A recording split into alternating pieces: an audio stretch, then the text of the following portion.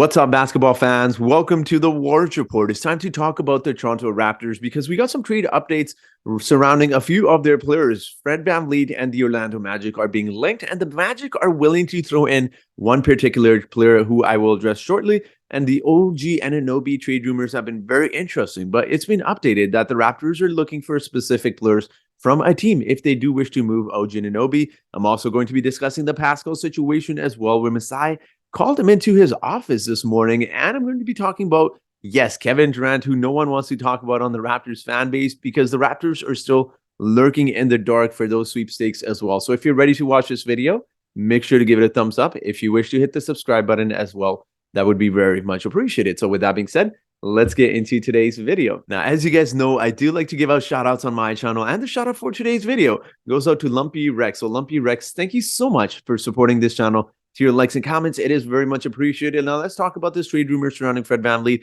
It was being reported by Eric Corrine, that Fred VanVleet is most likely to move than Gary Trent Jr., and the Clippers are probably the team best equipped to land him. Now, I don't know how you guys feel about this. I don't really think the Clippers have the assets to acquire Fred VanVleet. Obviously, for those who aren't Raptors fans, you may not value him very highly given the season he has had, but I think the Raptors ultimately are looking for at least some sort of young players with a combination of first-round picks as well. And we know the Clippers don't really have anything. I know they have Terrence Mann.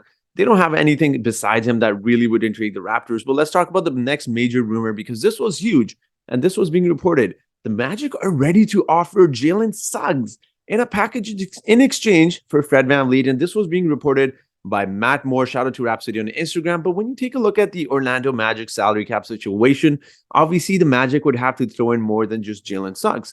Fred VanVleet is making close to $18 million. And as you see here, Jalen Suggs is only making about $6.9 million.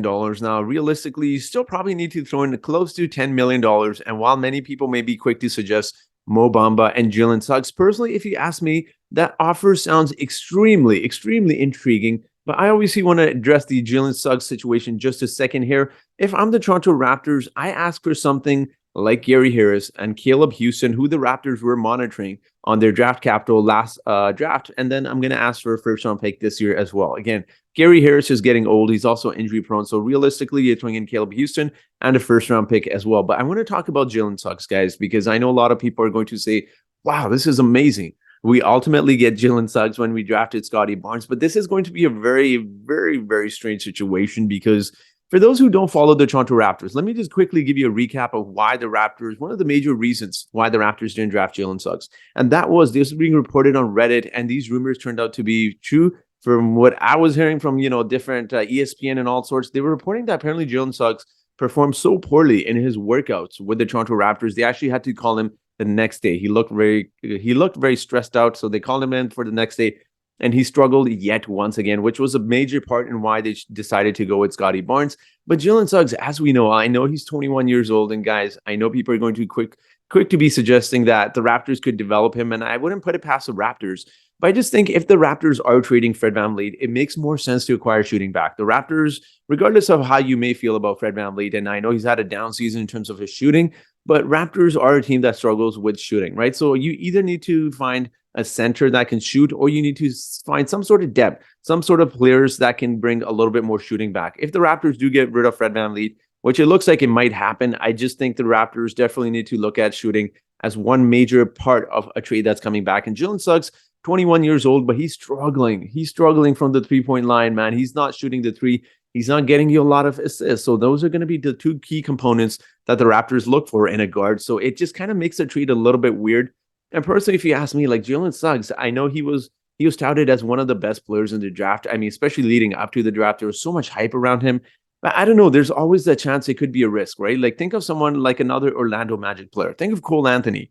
The year before the college started, a lot of scouts actually had Cole Anthony going in the top 3, top 5 of the NBA draft. And look where he ended up after the college season had ended.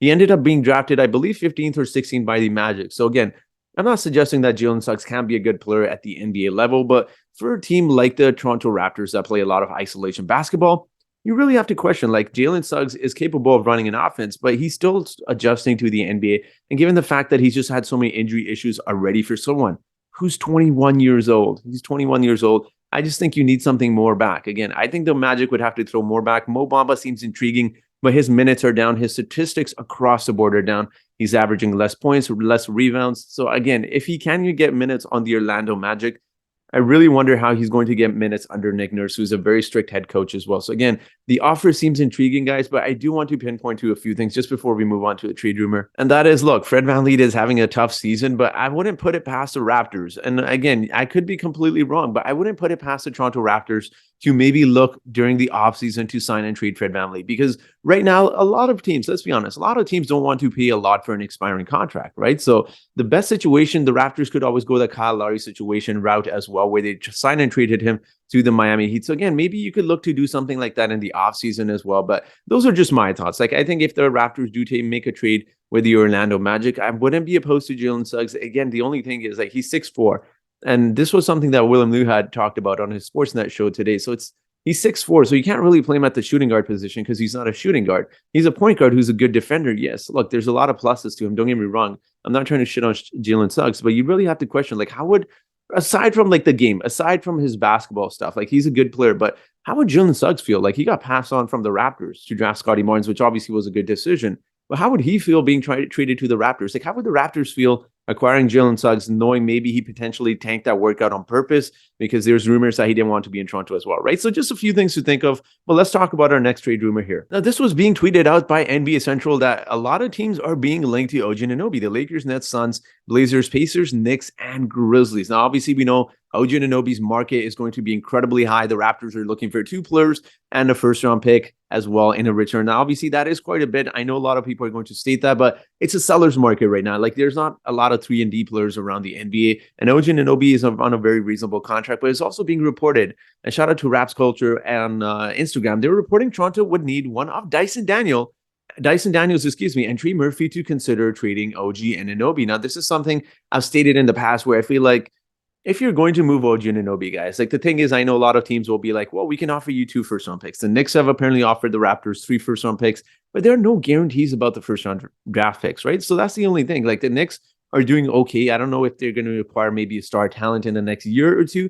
So you really have to question, like, where are those draft picks going to be? They're definitely not going to be the top 10 because they're lottery protected. So it's probably going to be outside the lottery or around the 18, 19 spot, which honestly isn't bad, but given the talent that Og Anunoby has and just how the Raptors have built their team around guys that are similar to Og Anunoby that play defense, that are, tall guys, 6'7", 6'8" guys. So again, I think the Raptors want to keep Og Anunoby, but if you want to acquire Og Anunoby, it's going to cost you a lot. Obviously, we know Masai covered Dyson Daniels in the offseason. Prior to the draft, he did interview him, and Trey Murphy's just having a hell of a season, man. He's a really good player, and I would absolutely love him on the Raptors, but I will say one thing.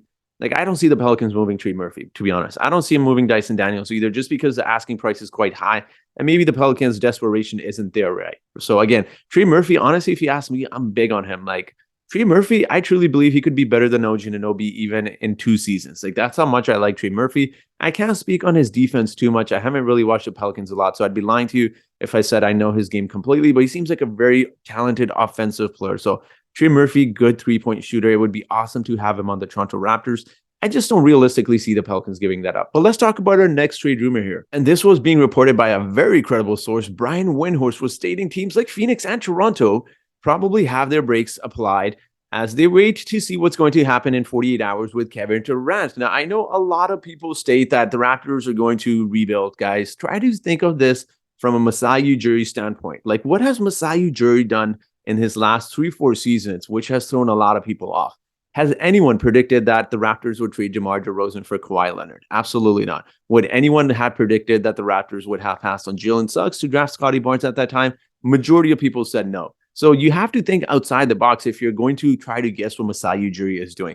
The obvious would be retooling and rebuilding. Like, majority of NBA talent, NBA analysis will tell you, most YouTubers will tell you, the obvious thing the Raptors should do right now, considering how they've been playing this season, is to retool, rebuild around Scottie Barnes. So Masai Ujiri has stated so many times he's in this to win it. So don't be fooled by what the Raptors should do or might do. I think they're very much in the Kevin Durant sweepstakes. Yes, he's older, but NBA players can still produce at, obviously, clearly a very high level. Look at LeBron James. So while his injury issues may be a concern, I think the Raptors still have a lot of young talent that they could potentially send to the Brooklyn Nets. And again, obviously the Raptors and the Brooklyn Nets have been linked in the last few days in all sorts of trade rumors. Og Anunoby, Fred VanVleet, Pascal Siakam. I just don't think the Raptors, and it was also being reported, I don't have it up here, but it was also being reported that a lot of teams do not wish to help the Brooklyn Nets in hopes of acquiring Kevin Durant in the offseason. So again, we'll see. Like, this is going to affect the Raptors greatly on what they decide to do at the NBA trade deadline while moving guys like Fred, maybe moving guys like Gary Trent Jr. Maybe they wait in the offseason and look to sign and trade those guys, and in particular, Kevin Durant trade. Obviously, you'd have to throw in a lot more. Don't get me wrong, guys, but anytime you get the chance to acquire someone like Kevin Durant, you absolutely take that opportunity. Like, there are no guarantees that you're ever going to get a Kevin Durant, even if you rebuilt and tanked for the next 5, 6, 7, 8 years, right? So that's the only thing I'll state. I know a lot of people aren't big on that trade for, obviously trying to get Kevin on the Toronto Raptors because they feel like the Raptors have a lot of holes. And they do. The Raptors do have a lot of holes, but don't put it past Masai to look to acquire KD. So again, he's in it to win it, guys. Rebuilding guarantees nothing. That's just my opinion. But let's talk about the next thing here, which was Pascal Siakam. Now, he's being reported by NBA Central today after practice. Masai Ujiri motioned for Pascal Siakam to join him in his office. This was being reported by Michael Grange. Now, obviously, a lot of people are going to make a lot of this as it is. It's actually being reported by Lou Williams, who's a Sportsnet media guy. He was actually in there, and he stated that after Masai Ujiri called Pascal Siakam into his office, and many minutes later after that meeting had ended, Pascal was actually seen smiling and joking with a lot of reporters. So while people may be speculating that is Pascal going to get traded, has Masai maybe informed him that he's going somewhere, he's getting traded, I don't necessarily think this is the case. It could just be a conversation, a casual conversation between an executive and an NBA player. Maybe he just reassured him that, look, you're not going anywhere, don't stress, because he was going. Pascal Siakam did seem stressed, and he had this whole rant he kind of went on asking, and he was swearing in there stating, we do this every effing trade deadline where you guys ask me stuff. So again, maybe it's just something that he's telling him, look, you're not getting traded. So I think there's not a lot to that story. People may be making it up more than it might be, but I just think there's nothing really to it. But I'm very intrigued to hear your thoughts. What are your thoughts on all of this? Would you accept a Jalen Suggs, Mo Bamba, or potentially a different offer surrounding Jalen Suggs from the Orlando Magic to the Raptors for Fred VanVleet? Let me know your thoughts, and what would you like to attract, or like what would you like to acquire in return for Og Anunoby? Let me know your thoughts in the comment section below. And as always, I do have a trivia question for you today. And that trivia question is, besides LeBron James, which other active player is in the top 10 for all-time scoring? Is it A, Carmelo Anthony? Is it B, Kevin Durant? Is it C, Steph Curry? Or is it D, James Harden? So whoever answers this trivia question correctly first in the comment section gets a shout out in my next video. So that will be it for today's video, guys. Thank you so much for watching this video, and I hope you guys have yourselves a great day.